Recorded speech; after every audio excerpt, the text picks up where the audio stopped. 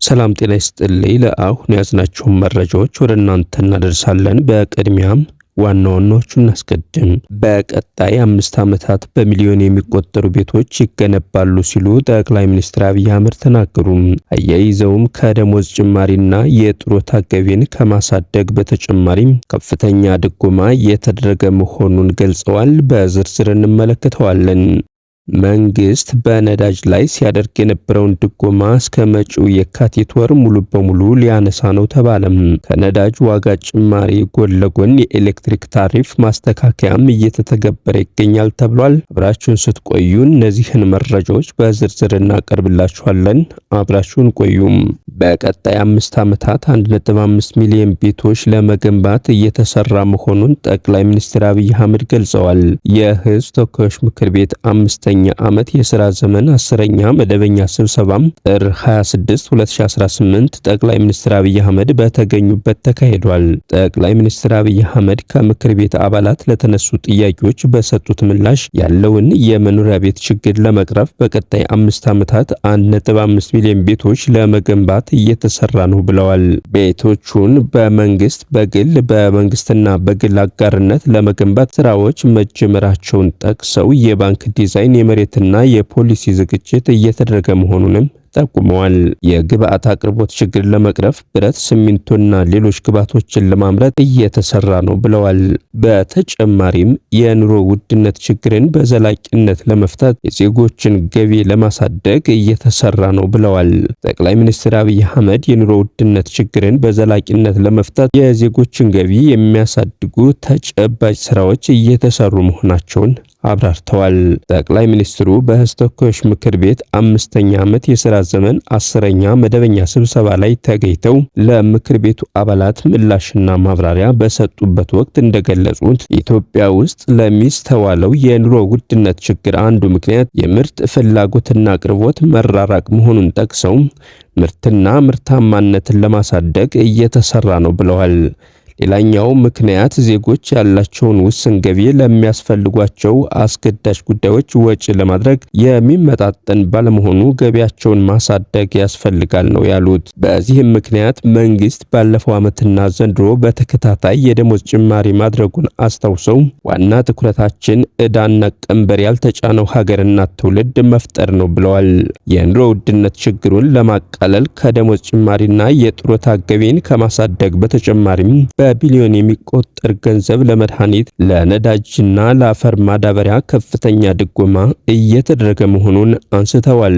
ሌላኛው የኑሮ ውድነት አባባሽ ሁኔታ ከግብይት ስርዓቱ ጋር የተገናኘ ነው ያሉት ጠቅላይ ሚኒስትሩም በየአካባቢዎቹ የተዘጋጁ የቅዳሜና እሁድ ገበያዎች ብዙ ችግር እየፈቱ እንደሚገኙ ጠቁመዋል።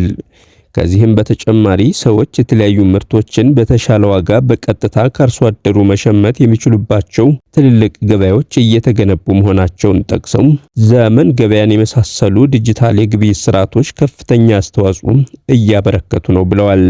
መንግስት በዋጋ ግሽበት የሚስተዋለውን ችግር ለመፍታት የበጀት አስተዳደርን ማስተካከል እንደሚገባ በመገንዘብ ከብሔራዊ ባንክ ብድር ሳይወስድ ዓመቱን ማሳለፍ የሚችልበትን ሁኔታ እየፈጠረ ይገኛል ነው ያሉት። እነዚህን ጨምሮ በርካታ ስራዎችን በማከናወን በኢትዮጵያ ለመጀመሪያ ጊዜም የዋጋ ንረት ወደ ነጠላ አሃዝ መውረዱን ጠቅሰው ወደ 9.7 በመቶ ዝቅ ብሏል ነው ያሉት። ይህ በእንዲህ እያለ መንግስት በነዳጅ ላይ ሲያደርግ የነበረውን ድጎማ እስከ መጪው የካቲት ወር ሙሉ በሙሉ ሊያነሳ ነው ተባለም።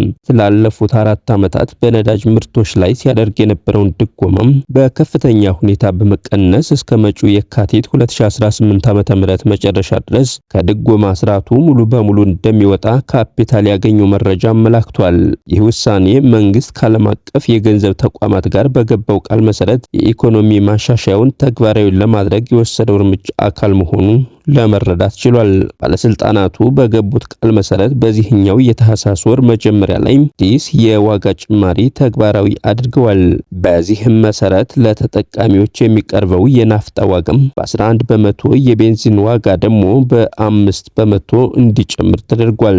ይህ ጭማሪ እንደ አውሮፓውያኑ አቆጣጠር ከ2025 መጀመሪያ አንስቶ በነዳጅ ውጤቶች ላይ የተደረገውን አጠቃላይ የዋጋ ጭማሪ በከፍተኛ ሁኔታ አሳድጎታል። ባለፉት 12 ወራት ውስጥ ብቻ የናፍጣ ዋጋ በ43 በመቶ የቤንዚን ዋጋ ደግሞ በ42 በመቶ የዋጋ ጭማሪ የታየባቸው ሲሆን ይሄም ድጎማውን ደረጃ በደረጃ የማንሳቱ ሂደት ውጤት መሆኑን ካፒታል ጋዜጣም ተመልክቷል። መንግስት ከ2014 ዓ.ም ጀምሮ በሀገር ውስጥ የነዳጅ ዋጋ ላይ ሲያደርግ የነበረው ጥቅል ድጎማ በሂደት በመቀነስ እስከ ሰኔ 2016 ዓ.ም መጨረሻ ድረስ ከድጎማ ስርዓት ሙሉ በሙሉ ለመውጣት አቅዶ እንደነበር ይታወቃል። ይሁን እንጂ ዝቅተኛው የህብረተሰብ ክፍል ከኑሮ ውድነት ጫና እንዲጠበቅ በሚል ከሐምሌ 2016 ዓ.ም ጀምሮ እንደገና ጥቅል ድጎማ ማድረግ ጀምሮ ነበር። ይህ ድጎማ አሰራር ከጎረቤት ሀገራት ጋር ያለውን የነዳጅ ዋጋ ልዩነት ሰፊ እንዲሆን በማድረጉም ኮንትሮባንድና ህገወጥ ግብይት እንዲስፋፋ በር መክፈቱ ተገልጿል።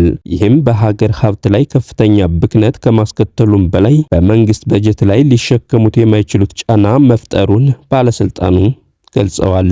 ከነዳጅ ዋጋ ጭማሪ ጎን ለጎን የኤሌክትሪክ ታሪፍ ማስተካከያም እየተተገበረ ይገኛል። እንደ አውሮፓውያን አቆጣጠር በጥቅምት ወር 2025 የተደረገው የኤሌክትሪክ ታሪፍ ጭማሪ በየ3 ወሩ በሚደረገው የዘርፉ ማሻሻያ ዕቅድ መሰረት የተከናወነ ሲሆን ይህም የኃይል አቅርቦት ተቋማት ራሳቸውን እንዲችሉ ለማድረግ ያለመ መሆኑን ታውቋል። መንግስት እስከ የካቲት 2018 ዓ.ም ድረስ የነዳጅ ድጎማን ሙሉ በሙሉ በማስቀረት የሀገር ውስጥ ግብይት በዓለም አቀፍ የገበያ ዋጋ መሰረት እንዲመራ ለማድረግ እየሰራ እንደሚገኝ ተገልጿል።